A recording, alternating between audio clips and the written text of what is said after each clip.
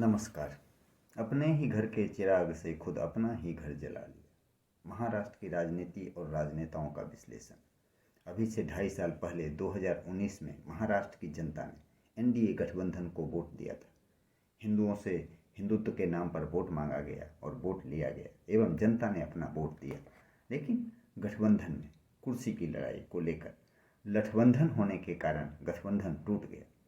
तब जाकर बेमेल सरकार का महाराष्ट्र में गठन हुआ, जिनकी विचारधारा एक दूसरों के एकदम विपरीत है। एक अगर आग है तो दूसरा पानी। अब सवाल यह उठता है कि महाराष्ट्र की जनता इसे किस रूप में देखती है और आगे इसके लिए किसको इसका खामियाजा भुगतना हो पड़ेगा और किसको इसका फायदा होगा, यह तो समय बताएगा। हिंदुओं को हिंदुत्व के नाम पर ठगने वाले सत्ता लोभी को या सचमुच में हिंदुत्व की विचारधारा वाली पार्टी या नेताओं को। चलो यह भी समय पर छोड़ देते हैं। हमारे देश के नेताओं को कुर्सी से कितना प्रेम है यह बताने की आवश्यकता नहीं है। ब्रिटेन का एक सांसद 1 मिनट सदन में लेट पहुंचता है तो वह नैतिकता के आधार पर अपना इस्तीफा दे देता है। लेकिन हमारे देश के नेता कुर्सी के लिए एक दूसरे को आपस में लड़ा देते हैं और अपने फायदे के लिए पार्टी के छोटे मोटे कार्यकर्ताओं को बलि का बकरा बना देते हैं। महाभारत आपने पढ़ा होगा, सुना होगा या टीवी पर महाभारत सीरियल देखा होगा, जिसमें धृतराष्ट्र को कुरुक्षेत्र में चल रहे युद्ध का पूरा दृश्य संजय अपनी आंखों से देखकर धृतराष्ट्र को बता रहा है, या आजकल की भाषा में इसको लाइव प्रसारण कह सकते हैं। वैसे ही शिवसेना में भी एक संजय है जो आंख वाला होते हुए भी शिवसेना के योद्धाओं को सही मार्गदर्शन नहीं करा सका और ना ही शिवसेना के धृतराष्ट्र को सही मार्गदर्शन करा सका और ना ही शिवसेना पार्टी के हित में सही फैसला ले सका। और आप देख सकते हैं इस आंख वाले संजय के होते हुए महाराष्ट्र के कभी मुख्यमंत्री नहीं होते हुए भी महाराष्ट्र से केंद्र सरकार तक में अपनी धाक और पकड़ रखने वाले बालाजी साहब ठाकरे की पार्टी एक कांच की गिलास जैसा टूटकर बिखर गया।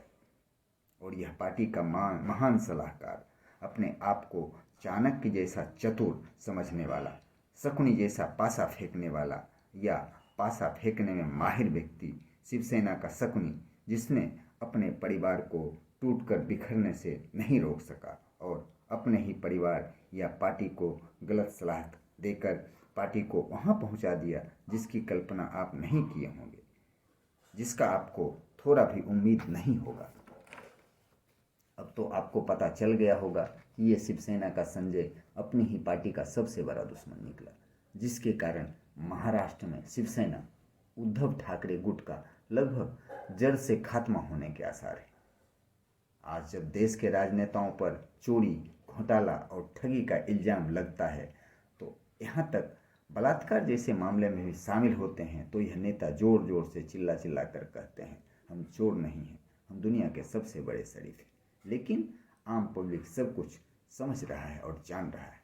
लेकिन बदनाम होने के बाद या तो यह बीमार हो जाते हैं या बहाना बनाकर हॉस्पिटल में जाकर आराम फरमाते हैं। मातोश्री में बरस गई अखिया, बरसा को देखे बिन तरस गई अखिया।